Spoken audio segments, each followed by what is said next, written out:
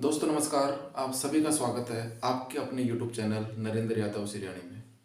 Grade third SST के अंतर्गत भूगोल का एक टॉपिक है महासागर, जिसके अंतर्गत तीन सब टॉपिक है।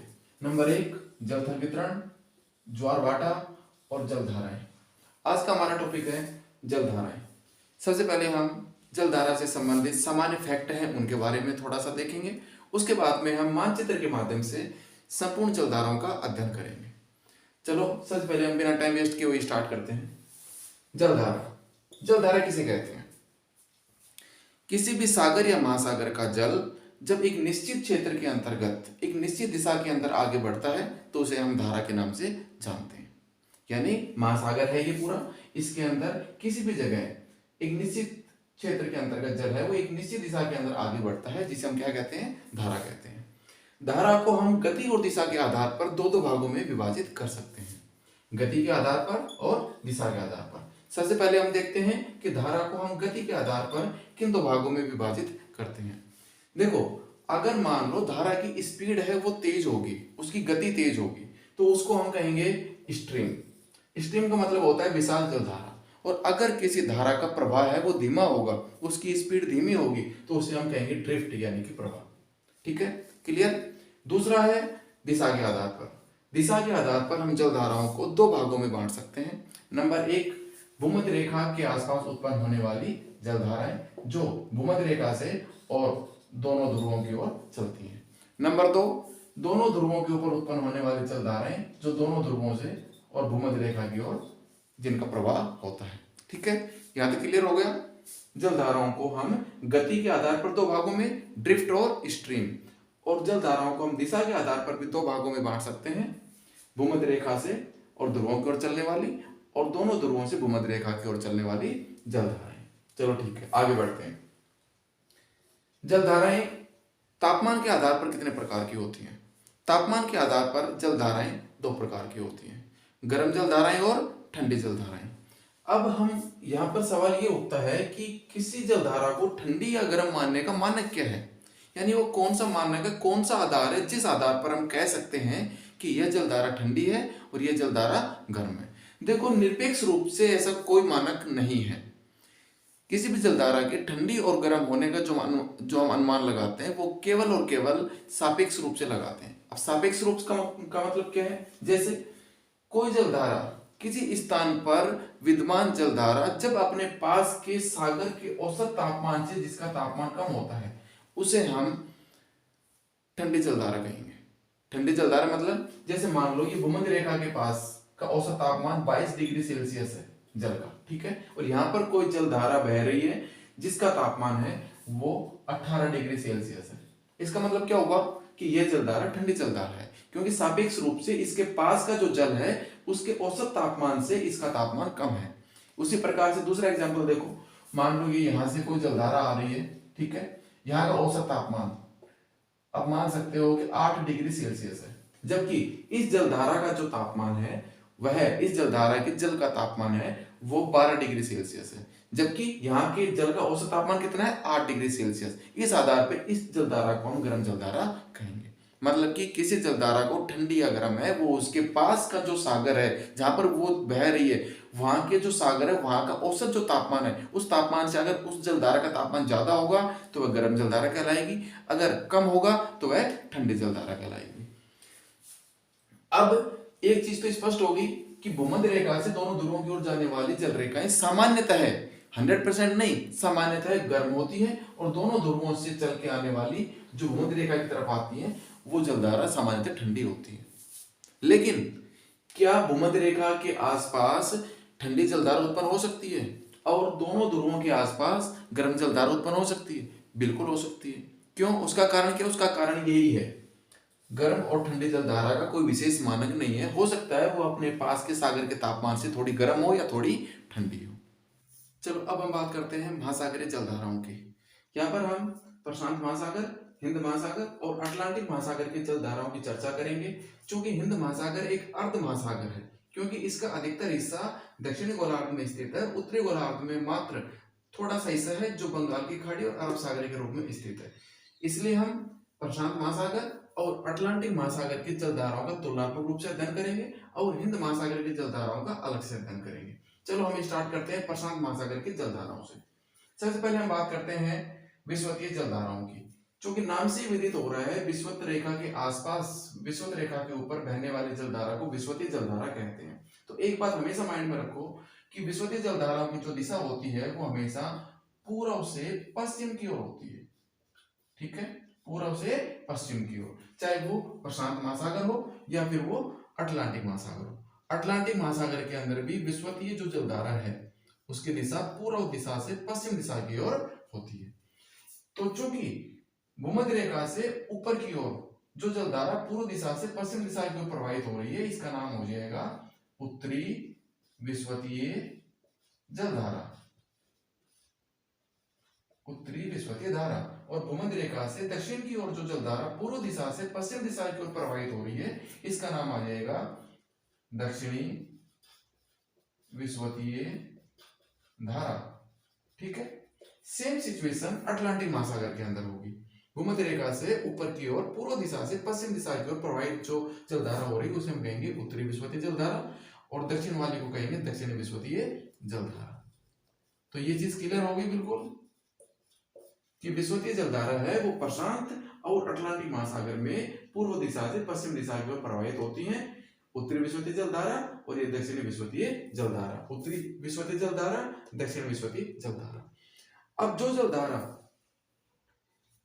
पश्चिम दिशा से पूर्व दिशा की ओर प्रवाहित होती है, दोनों जलधाराओं के बीच के अंदर बिल्कुल भूमध्य रेखा के ऊपर, चूंकि ये विपरीत दिशा में जो विषुवतीय जलधारा है उनसे विपरीत दिशा के अंदर प्रवाहित हो रही है, प्रशांत महासागर के अंदर भी और अटलांटिक महासागर के अंदर भी, तो इनका नाम हम रखेंगे विपरीत विषुवतीय जलधारा, या फिर इन्हें प्रति विषुवतीय जलधारा कह देंगे। आगे बात समझ में? तो दो चीज यहां पर बिल्कुल माइंड के अंदर बैठा लो। नंबर एक, उत्तरी विषुवतीय जलधारा और दक्षिणी विषुवतीय जलधारा प्रशांत महासागर और अटलांटिक महासागर दोनों महासागरों के अंदर प्रवाहित होती हैं और इनकी दिशा पूर्व से पश्चिम की ओर होती है, जबकि प्रति विषुवतीय जलधारा दोनों महासागर के अंदर भूमध्य रेखा के ऊपर विपरीत दिशा के अंदर प्रवाहित होती है, पश्चिम से पूर्व की ओर, पश्चिम से पूर्व की ओर। तो इनका नाम पड़ा प्रति विषुवतीय जलधारा। तीन जलधाराएं हमारी क्लियर हो चुकी हैं, विषुवतीय जलधारा, उत्तरी विषुवतीय जलधारा, दक्षिण विषुवतीय जलधारा और प्रति विषुवतीय जलधारा, जो प्रशांत महासागर और अटलांटिक महासागर में समान है। ठीक है, यहां तक हमारा टॉपिक क्लियर। चलो अब हम आगे देखते हैं कि ये जो उत्तरी विषुवतीय धारा थी ये पूर्वी एशिया के तट पर आकर ऊपर की ओर मुड़ जाती है, और इसी प्रकार से अटलांटिक महासागर के अंदर भी ये जो उत्तरी विषुवतीय धारा है यह यहाँ पर मध्य अमेरिका के तट पर आकर और ऊपर की ओर मुड़ जाती है। प्रशांत महासागर के अंदर जैसे ये धारा ऊपर की ओर मुड़ेगी तो इसका नाम हो जाएगा क्यूरोसियो की जलधारा,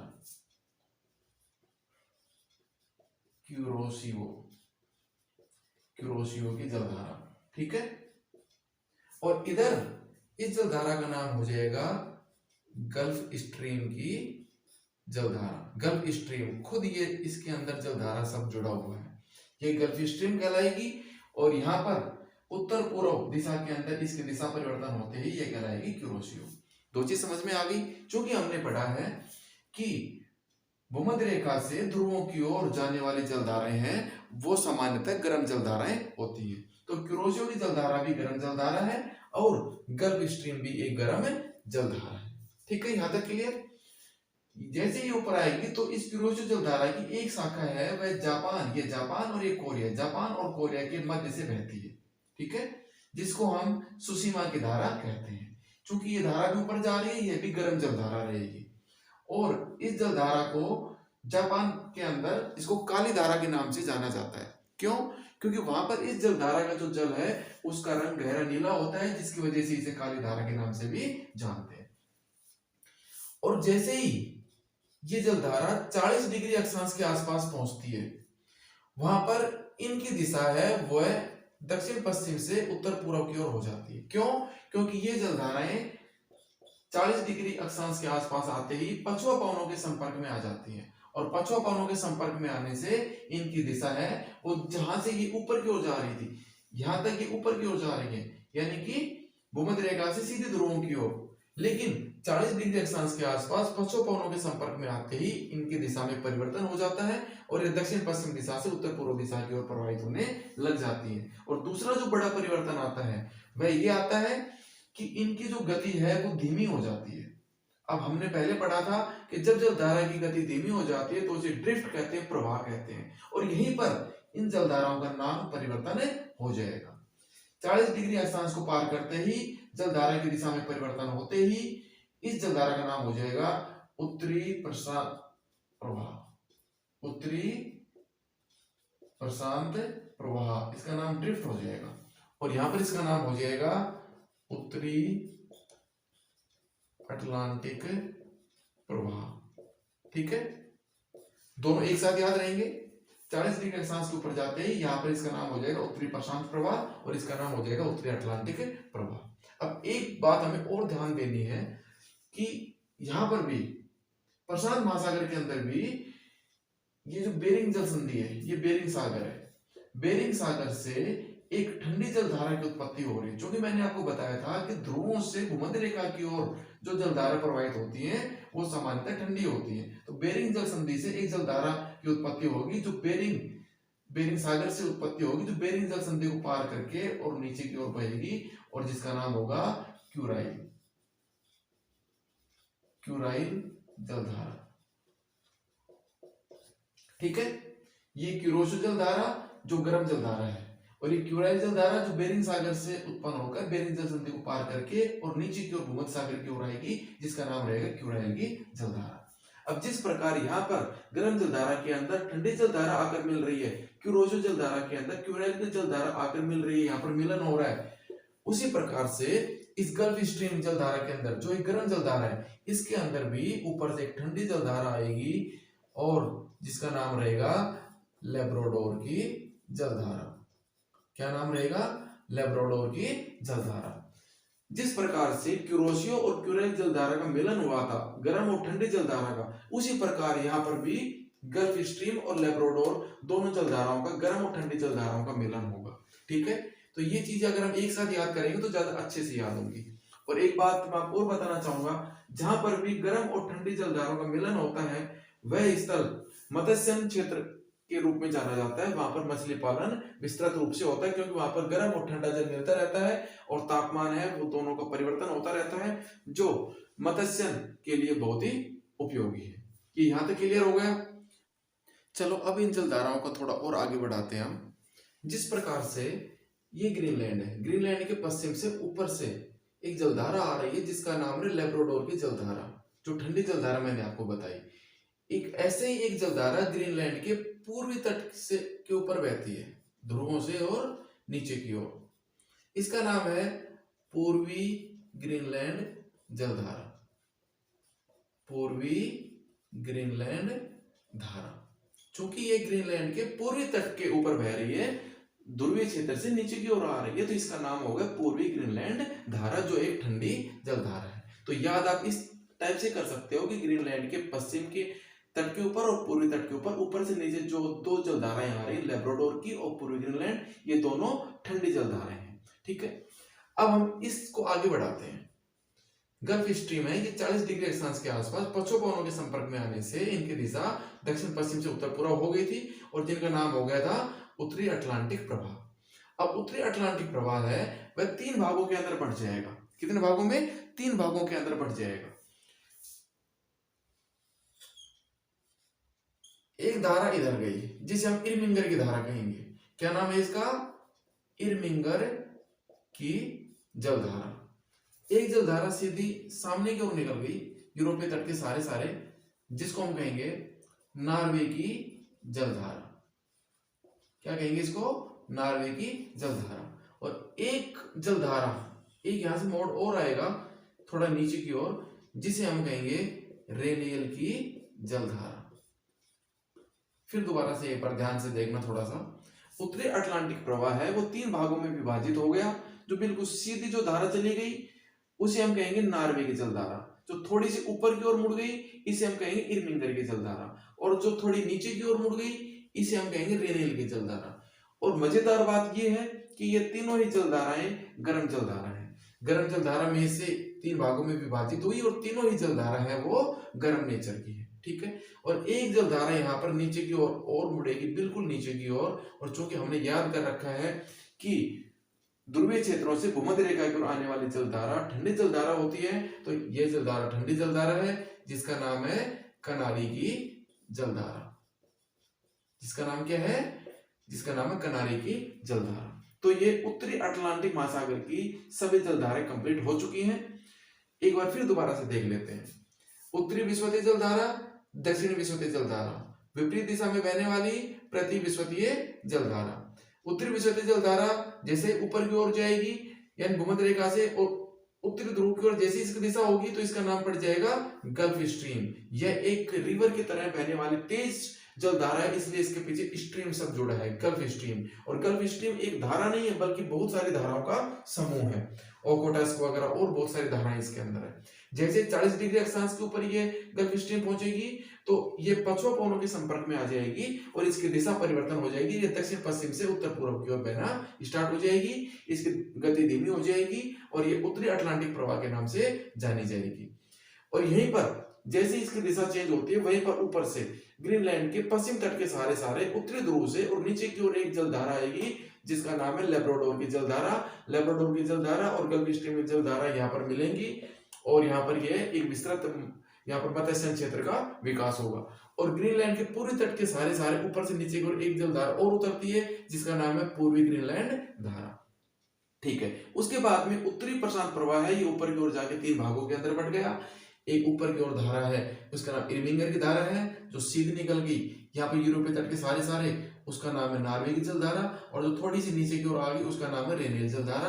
और ये तीनों ही गर्म प्रकृति की जलधारा है।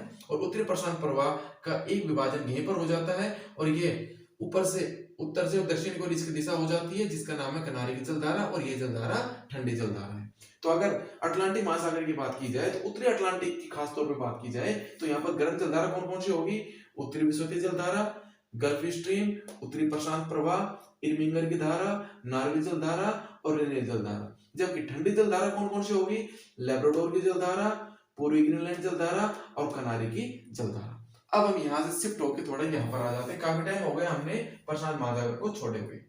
यहाँ पर हम कहाँ तक पहुंच गए थे? यहाँ पर हम उत्तरी प्रशांत प्रवाह तक पहुंच गए थे। जिस प्रकार से यहाँ पर उत्तरी अटलांटिक प्रवाह है वो 3 भागों के अंदर बट गया था, उसी प्रकार से यहाँ पर उत्तरी प्रशांत प्रवाह है इसका भी विभाजन होगा। और इसका विभाजन ये भी 2 भागों में बट जाएगा, एक शाखा ऊपर की ओर और एक शाखा नीचे की ओर। उत्तरी प्रशांत प्रवाह की एक शाखा जो ऊपर की ओर मुड़ेगी, चूंकि ऊपर की ओर जा रही है यानी कि गर्म जलधारा है और इसका नाम हो जाएगा अलास्का की जलधारा। अलास्का जलधारा। और उत्तरी प्रशांत प्रवाह की एक शाखा जो नीचे की ओर आई, चूंकि यह नीचे की ओर आ रही है ध्रुवों से भूमध्य रेखा की ओर, इसलिए ये ठंडी जलधारा है और इसका नाम हो जाएगा कैलिफोर्निया की जलधारा। अब देखो यहां से इसको एक बार फास्ट तरीके से और देख लो। प्रशांत महासागर और विशेष रूप से कौन सा? उत्तरी प्रशांत महासागर में प्रवाहित होने वाले गर्म और ठंडी जलधाराएं। देखो गर्म जलधारा कौन कौन सी है? उत्तरी विषुवतीय जलधारा जो यहाँ पर मुड़ी और यहाँ पर उत्तर की ओर जब प्रवाहित होगी तो इसका नाम हो जाएगा कुरोशियो की जलधारा। दोनों गर्म जलधाराएं हैं। इसकी एक शाखा जापान और कोरिया के मध्य के अंदर जाती है जिसका नाम हो जाएगा सुशीमा की जलधारा। यह भी गर्म जलधारा है। पश्चिम कोनों के संपर्क में आने पर इसकी दिशा दक्षिण पश्चिम से उत्तर पूर्व की ओर होगी और यहाँ पर इसका नाम आ जाएगा उत्तरी प्रशांत प्रवाह। यह भी गर्म ड्रिफ्ट है, ठीक है। उसके बाद में आगे जाके ये 2 भागों के अंदर विभाजित होगी। ऊपर की ओर अलास्का की जलधारा जो गर्म जलधारा है और नीचे की ओर कैलिफोर्निया की धारा जो ठंडी जलधारा है। और यहाँ पर एक ऊपर से कहां पर बेरिंग सागर से उत्पन्न होकर एक ठंडी जलधारा आएगी जिसका नाम है क्यूराइल की जलधारा।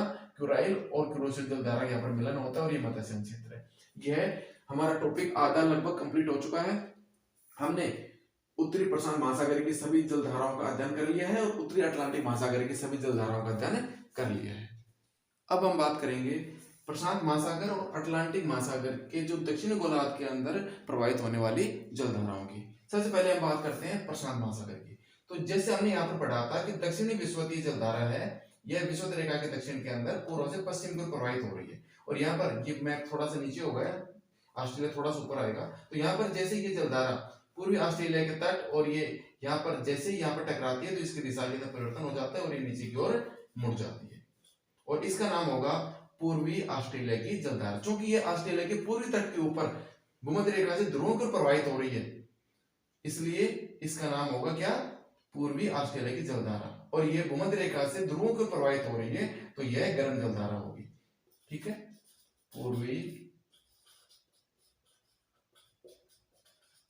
ऑस्ट्रेलिया की जलधारा। ठीक है, उसी प्रकार अब यहां पर आ जाओ, अटलांटिक महासागर के अंदर दक्षिणी विषुवतीय जो जलधारा है ये यहाँ पर दक्षिण अमेरिका के पूर्वी तट के ऊपर टकरा के और नीचे की ओर प्रवाहित होगी, यानी पूर्वी दक्षिण अमेरिका, ये दक्षिण अमेरिका के पूर्वी तट के सारे भूमध्य रेखा से और ध्रुवों की ओर, क्योंकि यह भी भूमध्य रेखा से ध्रुवों की ओर प्रवाहित हो रही है तो यह भी एक गर्म जलधारा होगी और इसका नाम होगा ब्राजील की जलधारा, ब्राजील की धारा। ठीक है, तो ये दोनों चीज होगी आपकी कवर।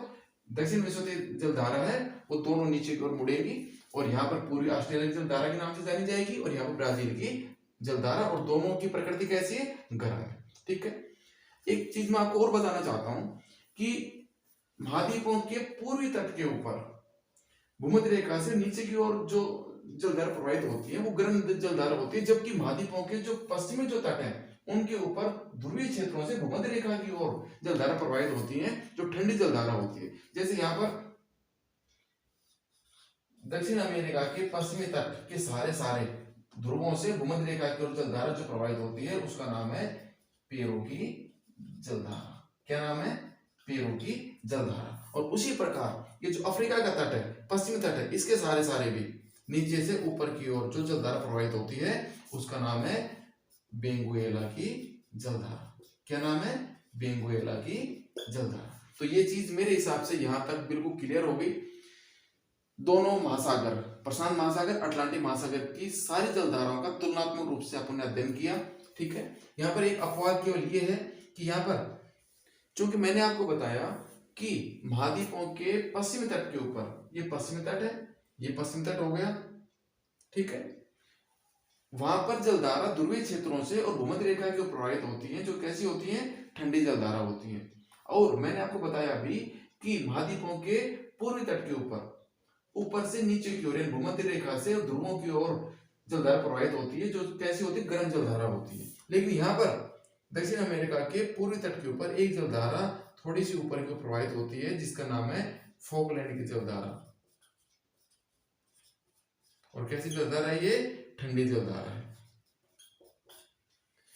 ये तो होगी ऊपर की, यानी प्रशांत महासागर और अटलांटिक महासागर की सभी जलधाराएं।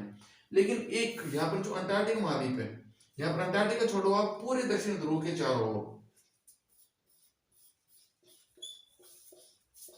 इसको हम अंटार्कटिका प्रवाह के नाम से जानेंगे।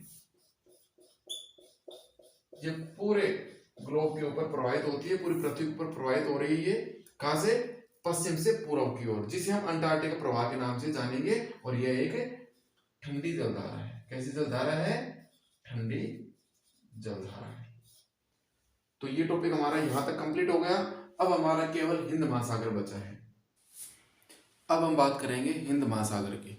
चूंकि हिंद महासागर है, ये अर्ध महासागर है, तो इसके अंदर जो जलधारा प्रवाहित हो रही है उनकी स्थिति थोड़ी सी अलग रहेगी।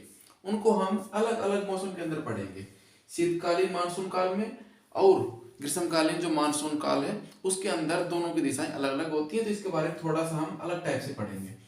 एक तो इसके अंदर दक्षिणी विषुवतीय जलधारा जो प्रशांत और अटलांटिक महासागर के अंदर प्रवाहित हो रही थी, ये इसके अंदर भी प्रवाहित होती है। क्या है ये, दक्षिणी विषुवतीय धारा। ठीक है, अब ये धाराएं आगे आके अफ्रीका के तट से टकरा के और ये नीचे की ओर प्रवाहित होने लग जाएंगी। ये है मेडागास्कर द्वीप। अफ्रीका के पूर्वी तट और मेडागास्कर द्वीप के बीच में इसकी एक शाखा आती है जिसको हम कहेंगे मोजाम्बिक की धारा। क्या कहेंगे हम, मोजाम्बिक की धारा। और एक शाखा आती है मेडागास्कर द्वीप के पूर्वी तट के सारे नीचे, जिसे हम कहेंगे मेडागास्कर की धारा। ठीक है, दक्षिण विषुवतीय धारा है, ये जैसे ही अफ्रीका के पूर्वी तट से टकरा के नीचे की ओर इसका डायरेक्शन चेंज होगा तो मेडागास्कर द्वीप और अफ्रीका के बीच में जो शाखा प्रवाहित हो रही है वो तो कहलाएगी मोजाम्बिक की धारा, और मेडागास्कर द्वीप के पूर्वी तट के सारे सारे जो नीचे उतर रही है वो कहलाएगी मेडागास्कर की धारा। और दोनों धाराएं मेडागास्कर द्वीप को पार करते ही 30 डिग्री अक्षांश के पास में एक हो जाती हैं, और यहां पर इनका नाम हो जाएगा अगुलहास की धारा। क्या नाम हो जाएगा? अगुलहास की धारा। तो ये चीज क्लियर होगी। यहाँ पे दक्षिणी विषुवतीय धारा पूर्व से पश्चिम की ओर प्रवाहित होगी विषुवत रेखा के दक्षिण के अंदर, और आगे आके ये नीचे की ओर मुड़ जाएगी। मेडागास्कर, जिसकी एक शाखा मेडागास्कर द्वीप के पश्चिम में और अफ्रीका के बीच में से होकर आगे बढ़ती है, जिसे मोजाम्बिक की धारा कहते हैं। और एक जल धारा इसकी मेडागास्कर द्वीप के पूर्वी तट के साथ साथ नीचे उतरती है, जिसे हम मेडागास्कर धारा कहते हैं। और मोजाम्बिक और मेडागास्कर दोनों धाराएं मेडागास्कर को पार करते मिल जाएंगी, जिसे हम अगुलहास धारा के नाम से जाना जाता है। यानी इन दोनों का जो मिश्रित नाम है वो अगुलहास की धारा है।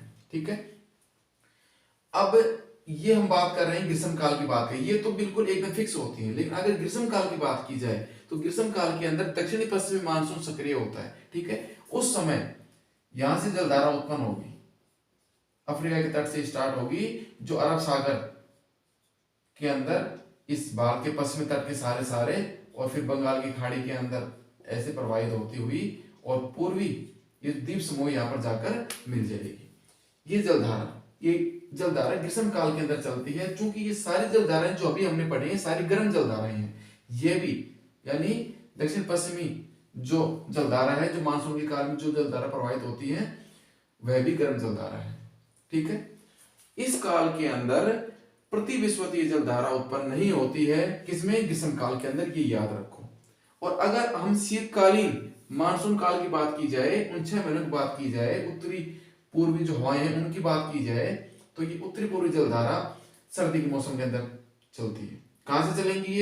ये बंगाल की खाड़ी में उत्पन्न होंगी और इनकी दिशा ग्रीष्मकालीन जो जलधारा बहती है उनसे विपरीत होगी। ठीक है, अफ्रीका के तट तक आएंगी और यही आगे आके और अपनी डायरेक्शन चेंज करके और प्रति विषुवतीय धारा के रूप में प्रवाहित होती है।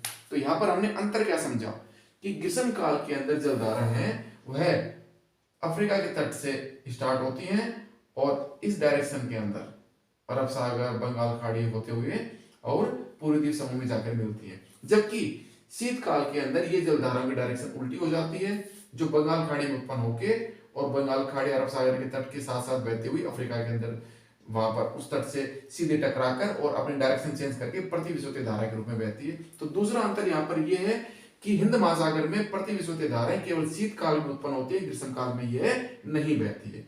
ठीक है, अब एक जलधारा और बची।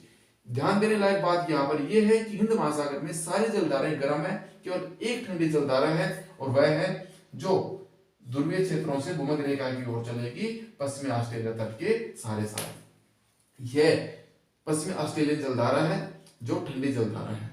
तो यहां पर मैंने आपको बताया था कि महाद्वीपों के पश्चिमी तट के ऊपर जो जलधाराएं नीचे से ऊपर की ओर चलती हैं वो सारी ठंडी जलधाराएं हैं। नंबर 1 पेरू की जलधारा, नंबर 2 पश्चिमी ऑस्ट्रेलियन जलधारा और नंबर 3 बेंगुएला की जलधारा। ठीक है, तो ये हमारा टॉपिक है, ये लगभग समाप्ति की ओर है, लेकिन यह हमारा वीडियो ज्यादा लंबा हो जाएगा, इसलिए इस वीडियो को यहीं पर समाप्त करते हैं और अगले वीडियो के अंदर हम इनके सार रूप के अंदर बात करेंगे और एक इनकी कहां से कहां, कौन से स्थान से कौन से स्थान पर ये जलधाराएं बहती हैं उसके बारे में बात करेंगे और हम जलधाराओं के महत्व और जलधाराओं की उत्पत्ति के कारण इन सारी चीजों के ऊपर अगले वीडियो के अंदर बात करेंगे। लेकिन जाते जाते एक सवाल मैं आपके लिए छोड़ के जा रहा हूं। सवाल है सारगैसो सागर। सारगैसो सागर के बारे में आप क्या जानते हैं, कृपया आप कमेंट के अंदर बताइए और अगले वीडियो के अंदर हम इसके बारे में चर्चा करेंगे। तब तक मैं जानना चाहता हूं कि आपको सारगैसो सागर के बारे में कितनी जानकारी है। जितनी आपको जानकारी है उतनी आप कमेंट बॉक्स के अंदर डालिए। और अगर किसी साथी ने अभी तक चैनल को सब्सक्राइब नहीं किया है तो प्लीज सब्सक्राइब कर ले, ताकि हमारे आने वाले वीडियो की नोटिफिकेशन आप तक पहुंच सके। जय हिंद, जय भारत, शुभ रात्रि।